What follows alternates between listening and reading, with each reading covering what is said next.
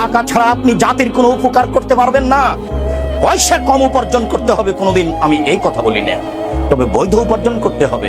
নিঃস্ব অসহায় অবস্থায় ওই কথাটা আল্লাহ রাসূল খোলা মাঠে ঘোষণা করেছিলেন।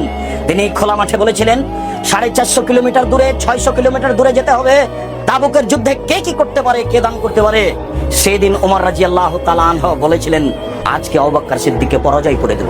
এই কথা তিনি নিজে বলেছিলেন, আজ আমি দানে আবু বকর সিদ্দিককে পরাজয় করে দেব, আমার অর্থ সম্পদের অর্ধেক দান করব। ওমর, কি করতে চাও? ওমর বলছেন, আল্লাহর নবী, আমার অর্থ সম্পদের অর্ধেক দিয়ে দিলাম। বাড়ির জন্য কি রেখেছো? অর্ধেক রেখেছি। আবু বকর, এ কিন্তু আবু দাউদের সহিহ হাদিস। আবু বকর, তুমি কি করেছো? তখন আবু বকর সিদ্দিক রাদিয়াল্লাহু তাআলা বলছেন, আল্লাহর কসম, আল্লাহর নবী, আপনাকে আর আল্লাহকে বাড়িতে রেখে যা আছে সবই দিয়ে দিলাম। 10 টাকাও হবে না, ভ্যান ভাড়াও হবে না। কিন্তু তিনি যা বলেছেন, কিয়ামত পর্যন্ত তার কথাকে ডিঙ্গিয়ে কেউ যেতে পারবে না। তখন ওমর বললেন, আজ যখন পরাজয় হয়ে গেলাম, জীবনে কোনোদিন আবু বকর সিদ্দিককে দান করে আর পরাজয় করতে পারবো না।